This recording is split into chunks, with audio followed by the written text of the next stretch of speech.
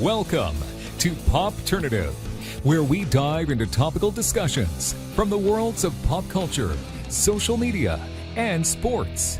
Here is your host, Peter Remoliotis, aka PD Beats. All right, and welcome to the Popternative podcast. This is the podcast where we have digital discussions in the worlds of sports, social media, and pop culture. In a few weeks, it is the NHL entry draft, which means many players will have the opportunity to have their name called and be one step closer to the dream of playing in the National Hockey League. And we are joined by someone who was at the NHL Combine in Buffalo last week. We have defenseman for the Brockville Braves in the CCHL. Cam Crotty is back with us on Popternative. Cam, welcome back to the show. Yeah, thanks for having me. So how was the Combine right off the bat? How was it? Yeah, it was sweet. Obviously, it was a really tough week mentally and physically. I think on the Sunday when we got back, I think I slept all day. But no, it was really good. We had the whole interview process and the physical testing. But I had a lot of fun. I enjoyed it, and yeah, I thought I did pretty well. So can't complain. It was almost like it's almost like a job fair. Oh yeah, like it's like the hardest job interview. Like, how many times you interview? It's just, it was really tough.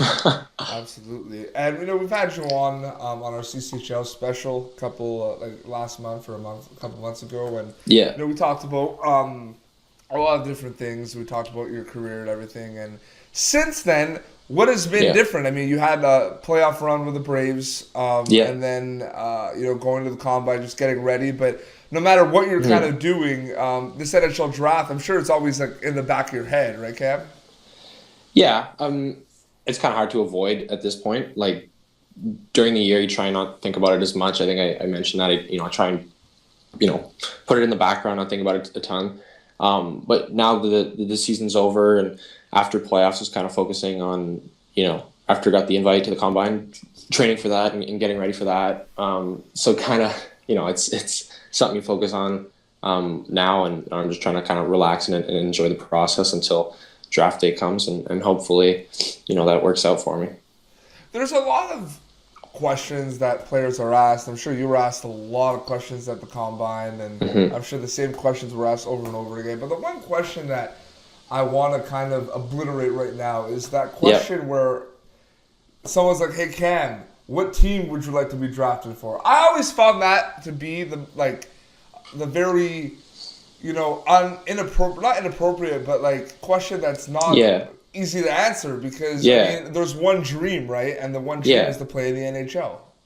Exactly. So when that happens, it's like it catches you off guard. I remember speaking to Nick Hag about it. It's just like, he's from Toronto, born and raised. If Toronto Maple Leafs pick him, that's great. But it's not like, I want to go to this team or that team. I mean, the dream is playing the NHL, right, Cam?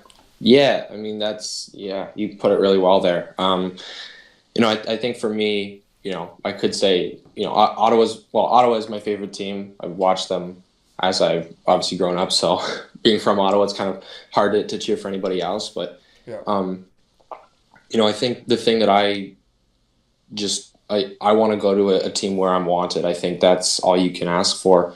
Because, wherever you get picked, if you get picked, that's kind of your new favorite team, you know what I mean? So you just want to go where you're wanted, and then it becomes easy to make the transition. What was this year kind of like the TSN turning point of Cam Crotty's year? I think I asked you this last time. I think you said it was like the Worlds, but is there anything that was kind of like this is like the big, this is it, this is the climax, this is the big moment that's going to set the tone for the rest of the year? I think it was the World Junior A Challenge because, we got to go down there, and obviously it was a fun experience, playing hockey against those guys. But, I think getting the chance to watch some of the players there, between games, or I remember we went to the Canada West Czech Republic game, and that was kind of like an elimination game, or like the winner would go on to the semis, and then the loser would go to the consolation game or whatever. So we were watching that, I just kind of watched Cale Makar, who's, an unreal player. And you just kind of like, humbles you as a person and a player watching those guys who are, absolutely incredible players, and you're like, you kind of see what you're up against, right? So I think just being able to watch those players, I never got a chance to play against them, but watching them kind of helps you out. And I think that just kind of motivated me. So, when I go back to my league, I'm going to try and, be that game breaker like he is. So I think that was probably, the whole junior challenge is probably the turning point for me. Some high praise for Kale McCarr. Well, yeah, he's a really good player. So. Well, that's good. And did you have a chance to see him at the Combine at all? Not really, like passing him in the halls and stuff, but when you get there, you get your own itinerary and you have your own schedule, and you just go off your schedule. So, there's 104, 105 guys there. I can't remember, but you probably only really get the chance to meet, maybe half of them because everybody's just on their own crazy schedules. So, what was the hardest fitness test for you personally? Yeah, well, the two bike tests were definitely the most physically demanding. They just kill you. That's the VO2 and the Wingate. I think the VO2 is the hardest just because it's like long. Like basically how it works is like depending on how long you go, it can be anywhere from 12 to I think the longest person went for 16 minutes. Yep. And basically you're biking. The first 10 minutes aren't that bad, but then the crunch at the end is just like you're dying, your legs are just zapped. I remember getting off the bike and my legs were folding on me. That one was really hard. But I think the Wingate was just as hard. It's only 30 seconds, but it's 30 seconds of pure agony. And then afterwards you're like they ushered us into this room and guys are there lying on the ground dying and stuff. Yeah, those ones were really hard. It was really interesting to see, and I really enjoyed it. I know you were in a few of the top 10s, but sports that release the rankings or the grades or the results of the fitness tests to see everyone's scores. Yeah, and man, there were some guys for example Josh Norris who was number 1 or number 2 in almost every fit. Scott Reedy as well was in the top 4 of everything. It was just nuts to see that. Yeah, there's some guys out there who are just really really athletic, and it obviously give them credit where credit is due, but it's not the be all end all of things. There's some guys who don't test very well, but then are just ridiculous hockey players and vice versa. But yeah, there's always those guys who are just really, really athletic and they can do everything really well. Let's talk a little bit about the CCHL because, Brockville Braves, Dusty Traylon, mutual friend, basically, man, he's probably going to watch this right away because I told him you're going to make an alternative. Because I saw that piece on you from the Brockville paper, which was a really cool piece. And I just wanted to talk a little bit about your experience playing with Brockville because you were with them for a few years and 2 years, and that was obviously a really big part of your career thus far because it was the only junior team you played for, and talk a little bit about that and how Brockville is going to kind of stay with you. Your experience in Brockville will kind of stay with you for the next couple of years in school and in pro.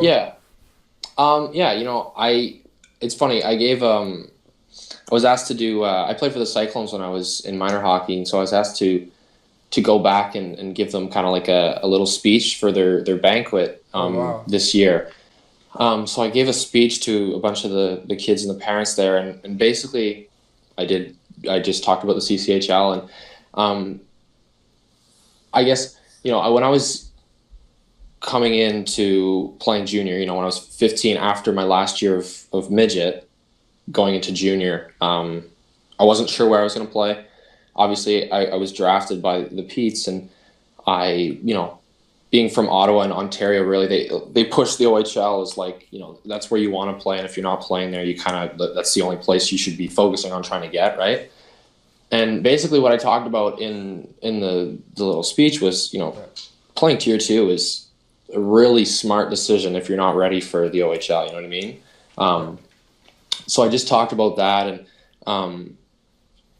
don't have any shame in playing tier 2. It really is, like, for me, it helped me develop a ton. I think if I would have tried and pushed and gone to the OHL, I don't think it really would have worked out as much for me. You know what I mean? So Brockville's obviously been a huge part. The hockey kind of speaks for itself. But I think giving me a chance to, fill out my frame, go to high school closer to home, live closer to home, play with, some really good players, against some really good players, but not overwhelm me at the same time. I think it was, as close to a perfect situation as you can get. Absolutely. It's all confusing now because the junior A, it's not junior A, junior B anymore. No. It's tier 1 and tier 2. Exactly. Which just confuses everything. Yeah. There's major, junior, and then there's, no. Because you just said playing tier 2, but tier 2 is technically junior B. Yeah, sorry. So when I say tier 1, I mean major, junior, and tier 2. Yeah. I mean, No, I know, but the whole thing got confused. I know. When they did that. I know. Yeah. But yeah, because there would be players that went from that ranking system that you just brought up, and then when they say I played tier 2, they'd be like, "Man, you're way better than junior B." Yeah, because they kind of knew. Yeah, no, it's weird, but tier 2 junior A is still really, really good hockey. So there's no shame in playing there. So I did a piece on you for the CCHL website called the Cameron Crotty System. Which I think is a pretty good name. I asked you about the whole concept of kind of scouts and people kind of come to your games and, what you thought about that a little bit. So at the Combine, when you're getting these questions from these teams, like, what was kind of the strategy beforehand, how you were going to answer these questions? I'm talking with my advisor. You can ask them, okay, what questions are they going to ask? And, they can, talk with past clients about stuff and, coach you on how to answer and stuff. But, for me, just be myself was all I went in. That's all they're trying to assess, right? If you go in there with some coached answers and, like, they're not going to get the kind of a good reading off you, right? You're not going to interview very well. You know what? Pucks in deep. Yeah, pucks in deep, quick changes, whatever it is, No, I just went in and showed them Cam Crotty. That's what I did.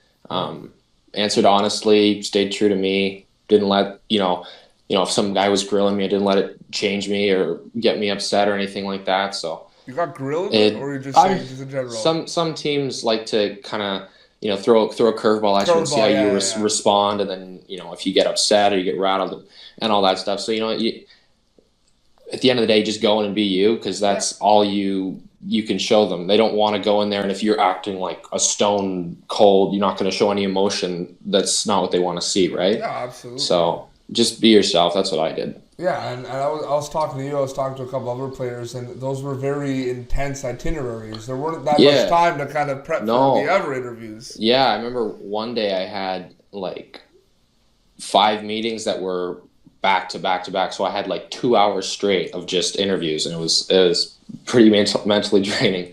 But it's a good learning experience for you, and it's you must feel grateful because not everyone gets to go to the Combine, also, right? Yeah, no, that's very fortunate to have been invited to that. Obviously, there's a lot of guys there there was a lot of guys that weren't there that are incredible hockey players, right? So it's pretty humbling to be invited to that and go through that process, because it is like a one in a lifetime experience. So yeah, for sure. All right, we'll wrap up. But Cam, what is a team gonna get from Cam Crotty if they draft you?